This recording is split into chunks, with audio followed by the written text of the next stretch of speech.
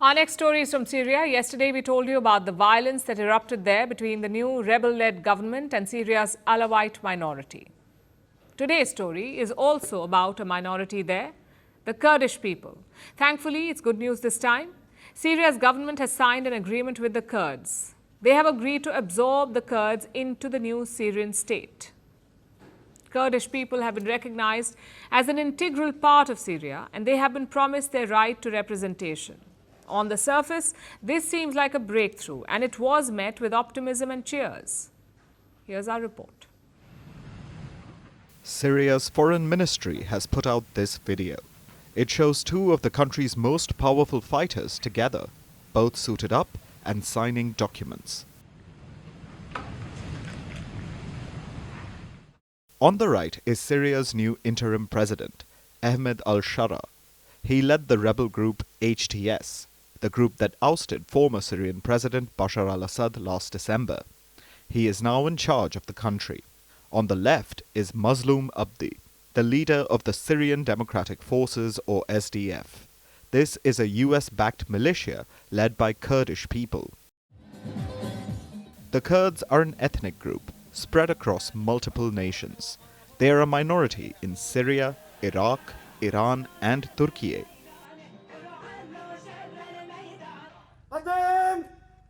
The SDF Kurdish militia has been instrumental in fighting terrorism. They fought alongside the US against the Islamic State.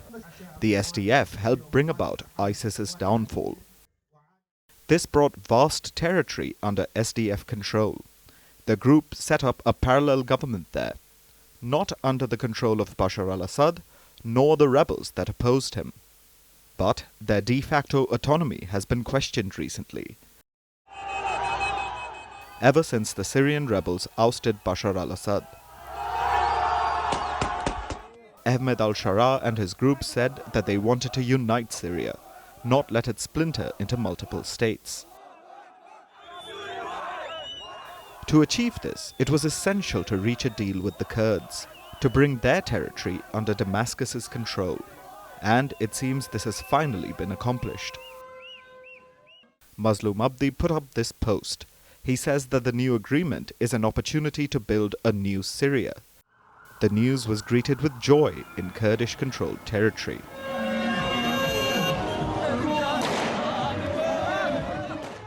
We congratulate the Syrian revolution, in which brought together all sections. We want to end the bloodshed. The whole people are happy, and they are all one hand, Kurds, Christians, Assyrians, and all other sections. We are all brothers in one country. We seek freedom, and this is it. As a Kurd and a Syrian citizen, I am happy with the terms of the agreement and the end of the war in Syria after 14 years of conflict. This marks the dawn of freedom.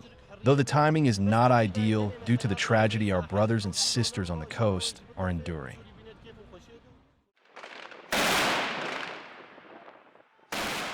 Last week, Syria saw its worst outbreak of violence since Bashar al-Assad's ouster. The new rebel-led government forces clashed with Assad loyalists from his Alawite community. The violence left about 1,000 civilians dead. Syria's Kurds protested against the killings today. My message is for the Syrian blood to stop. We are all brothers, whether Christian, Arab, Kurdish, Druze, or of any sect, and Jews too. In Syria, we are all brothers. This is what the Prophet taught us. Some Kurdish people may still be wary of the new government, especially after last week's bloodshed, but their options are also limited right now. The Kurds managed to set up their autonomous region with US support, to the tune of over $180 million last year. But US President Donald Trump may cut funding for them, despite all their help against the Islamic State. Meanwhile, Turkish-backed militias have been stepping up attacks against the Kurds, so the autonomous Kurdish area was alone and surrounded. Negotiating with Damascus was probably the best thing to do in this situation. With the new deal, hopefully, peace can come to the Kurds of Syria.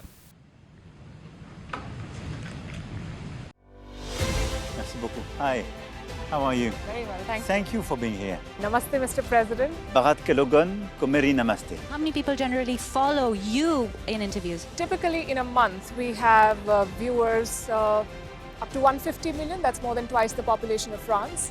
And in the last 2 years, we had 3 billion viewers. So I say, Laurent, this is your chance to be famous. You're on Firstpost. One word to describe your equation with Prime Minister Modi. Amitié. As India and France work together, are you creating a new era of non-alignment in the technology space? India is a training superpower. 1 million engineers a year, more than all of Europe and the US combined. So we have that partnership. We have a partnership on the environment and the economy. We also have civilian nuclear programs, and that is something we've developed far beyond the France-India relationship. So we want to work together on AI. And then comes China with its DeepSeek, creating models at a fraction of the cost. Did that innovation take you by surprise? Did that breakthrough make you sit up and think, what did the Chinese do and how? But what did DeepSeek do? They took everything that was already available from the last AI model, and then they recalibrated it. So are you going to ban Chinese AI in France? So we don't have this American approach of banning tech because of where it comes from.